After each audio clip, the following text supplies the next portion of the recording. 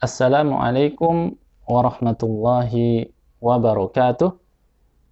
Alhamdulillahi rabbil alamin. Wassalatu wassalamu ala ashrafil anbiya'i wal mursalin. Wa ala alihi wa sahbihi wa man tabi'ahum bi ihsanin ila yaumiddin. Amma ba'd.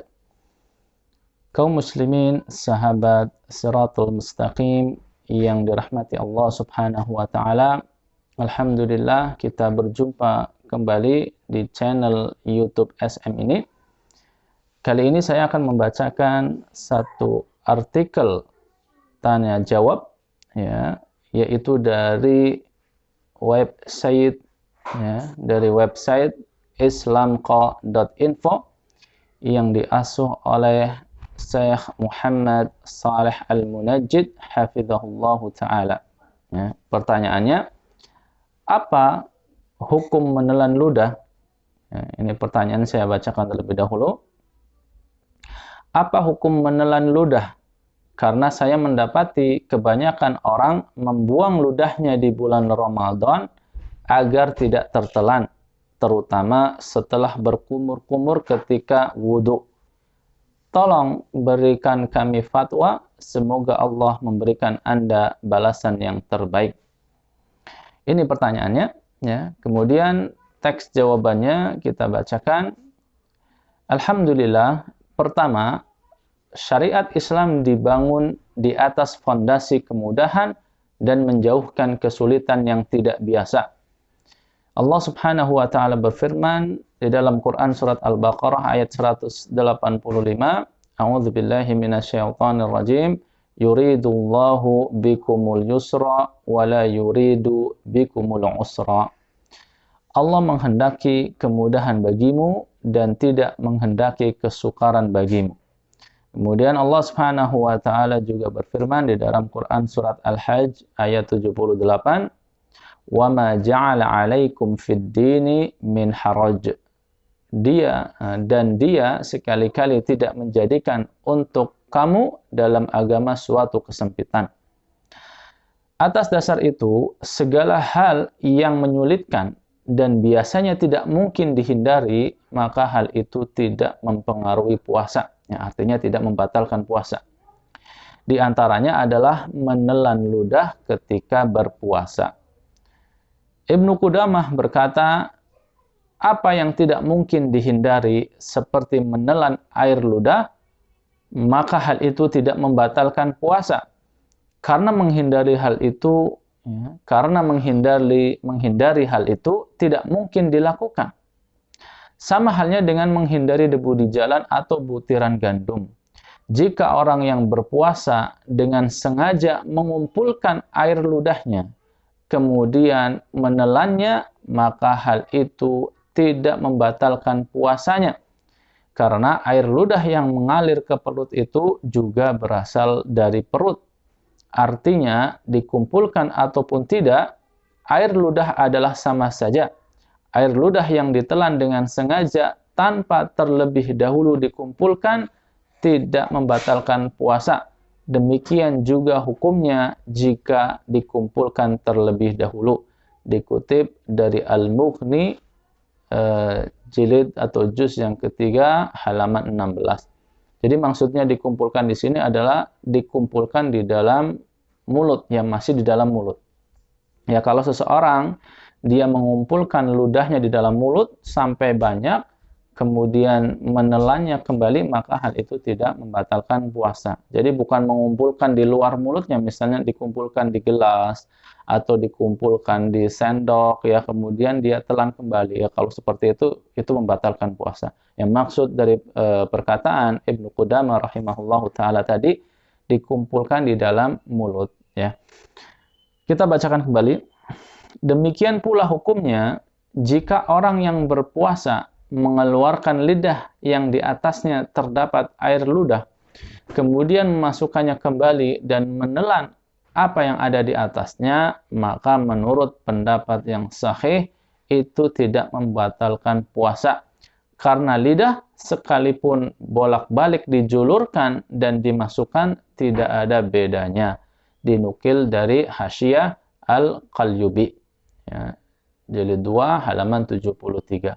Jadi lidah keluar masuk ya, dijulurkan kemudian dimasukkan lagi sekalipun di atasnya ada ludahnya, itu tidak apa-apa ya, tidak membatalkan puasa. Ini yang pertama ya. Kemudian yang kedua, saya bacakan, berikut ini adalah yang wajib dilakukan orang yang berpuasa setelah berkumur-kumur. Mungkin khawatir ya ketika seseorang setelah berkumur-kumur, baik ketika wudhu maupun selain wudhu, walaupun airnya sudah dimuntahkan, ya khawatir masih ada sisa-sisa air yang tersisa di dalam mulut. Maka jawabannya di sini, berikut ini adalah yang wajib dilakukan orang yang berpuasa setelah berkumur-kumur. Imam An-Nawawi di dalam Al-Majmu' berkata, ya, Al-Mutawalli dan beberapa ulama yang lain berkata, orang yang berkumur-kumur pasti menyemburkan air yang dikumurnya melalui bibir. Dan para ulama sepakat, ia tidak wajib mengelap bibirnya yang basah itu dengan kain ataupun dengan apapun. Syekh Ibnu Utsaimin berkata, tidak wajib menyeka bibir ketika azan fajar meskipun setelah minum air. Sejauh pengetahuan kami, tidak ada seorang sahabat pun yang jika minum air ketika fajar terbit, mereka menyeka bibirnya hingga rasa air itu hilang. Sisa air yang ada di bibir termasuk hal-hal yang dimaklumi, yang dikutip dari Al-Mumti'. Jadi tidak ada kewajiban bagi kita ketika berkumur, ya, kemudian masih ada di bibir kita basah ya karena memang tersentuh oleh air, ya tidak ada kewajiban untuk mengelapnya, mengeringkannya, ya. Baik, kita lanjutkan. Orang yang berpendapat wajibnya meludah setelah berkumur-kumur, ya. Orang yang berpendapat wajibnya meludah setelah berkumur-kumur tidak mengharuskan orang yang berkumur-kumur untuk meludah lebih dari 1 kali setelah menyemburkan air dari mulutnya. Ya, jadi memang ada yang berpendapat ya ketika setelah berkumur-kumur ya minimalnya meludah sekali, ya, meludah sekali. Tetapi tidak dianjurkan atau tidak diharuskan meludah berkali-kali atau lebih dari 1 kali. Maka ketika setelah berkumur-kumur kita membuang air, ya, khawatir masih ada air yang tersisa, cukuplah meludah sekali saja. Alasan mereka dalam mensyaratkan meludah, dalam hal ini dalam cukup meludah sekali, tidak perlu berkali-kali, setelah berkumur-kumur adalah bercampurnya air bekas kumur-kumur dengan ludah. Ya, karena khawatir ada bercampur air, sisa-sisa air yang bercampur dengan ludah, maka meludah setelah berkumur.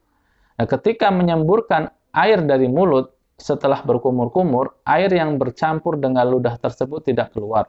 Karena itu harus dikeluarkan bersamaan dengan ludah. Mereka tidak mensyaratkan meludah berkali-kali atau berlebihan, karena ludah yang tersisa hanyalah lendir yang tidak mungkin dihindari. Lihat Al-Mawsu'ah Al-Fiqhiyah. Namun, jika yang bercampur dengan ludah adalah benda lain yang mungkin bisa dihindari, ya. Namun, jika yang bercampur dengan ludah adalah benda lain yang mungkin bisa dihindari, maka wajib bagi yang berpuasa untuk mengeluarkannya dan tidak ada masalah dengan aroma atau rasa yang ditinggalkannya. Misalkan saja sisa makanan sahur, serpihan siwak atau darah yang keluar dari gusi. Ya, jadi kalau ada benda-benda yang tersisa di dalam mulut kita, semisal adalah sisa-sisa makanan ketika sahur, kemudian setelah fajar kita merasa di dalam mulut kita ada sisa makanan, sisa bawang, nasi, atau apapun itu, ketika kita merasakan hal itu ada, maka kewajiban kita adalah membuangnya. Dan setelah membuangnya, kita masih merasa ada rasa-rasa, baik rasa asin, rasa gurih, dan lain sebagainya, tetapi kita yakin tidak ada benda yang tersisa di dalam mulut kita, maka setelah itu tidak mengapa. Ya, setelah kita mengeluarkan, walaupun aromanya masih terasa di mulut kita, maka itu tidak mengapa, tidak membatalkan puasa. Ya, termasuk di sini juga tadi adalah ketika kita mengetahui ada darah yang keluar dari gusi kita, ya, maka kita mengeluarkannya, membersihkannya. Ya. Tapi kalau kita tidak tahu, tidak terasa, kemudian tidak sengaja tertelan setelah itu pun tidak mengapa. Baik, kita lanjutkan. Atas dasar itu, ya, tidak ada masalah bagi orang yang berpuasa di bulan Ramadan jika banyak meludah. Namun, sebaiknya ia tidak menghindari apa yang tidak diperintahkan syariat untuk dihindari, yang justru menyebabkan mulut menjadi kering, haus, dan menimbulkan kepayahan di dalam berpuasa. Ya, maksudnya adalah orang yang berpuasa ketika sering meludah, itu tidak mengapa. Tetapi yang baik, ya, bagi orang yang berpuasa adalah tidak menghindari apa-apa yang tidak disuruh oleh syariat bagi kita untuk menghindarinya. Ya, maksudnya syariat Islam, agama kita ini, ya, tidak memerintahkan kita, ya, untuk menghindari menelan ludah. Maka kita tidak perlu menghindarinya. Maka menelan ludah itu tidak mengapa, ya, tidak mengapa dan tidak perlu dihindari, sehingga bagi kita pun tidak perlu sering-sering meludah. Ya, sedikit-sedikit meludah, ya, sebentar-sebentar meludah ketika berpuasa itu tidak perlu dilakukan. Ya, tidak mengapa, ditelan saja ludah kita dan itu tidak membatalkan puasa. Atau mendatangkan persoalan terutama jika mereka di tempat umum namun tidak tersedia tempat untuk meludah, atau pada saat itu mereka tidak membawa sapu tangan. Ya, apalagi ketika kita di tempat umum, di dalam masjid, ya, di dalam kelas misalnya, tidak mungkin bagi kita untuk sering-sering meludah, ya, maka tidak perlu dihindari. Nah, terkadang kebiasaan meludah ini membuat mereka tidak bisa lama-lama duduk di masjid untuk berzikir dan membaca Al-Quran, sehingga mereka melewatkan keutamaan yang semestinya mereka raih di bulan yang mulia ini. Ini pun masalah, ya. Jadi ketika kita terbiasa sedikit-sedikit meludah, sebentar-sebentar meludah, padahal saat itu kita sedang di masjid, ya, misalnya sedang tilawah Al-Quran atau sedang i'tikaf dan lain sebagainya, ketika kita mempunyai kebiasaan ini, maka kita akan sebentar-sebentar keluar dari masjid. Ya, sebentar-sebentar keluar dari masjid untuk membuang ludah. Ya, maka ini pun akan mengurangi, ya, kesempatan kita untuk mendapatkan keutamaan selama berada di dalam masjid. Sehingga kesimpulannya tadi tidak perlu meludah, cukup ditelan saja, tidak apa-apa. Baik, itu saja yang bisa kita bacakan pada kesempatan kali ini. Semoga bermanfaat. Jika Anda merasa bahwa video ini bermanfaat, maka silakan bisa bagikan video ini. Subhanakallahumma wa bihamdika asyhadu an la ilaha illa anta astaghfiruka wa atubu ilaik. Wassalamualaikum warahmatullahi wabarakatuh.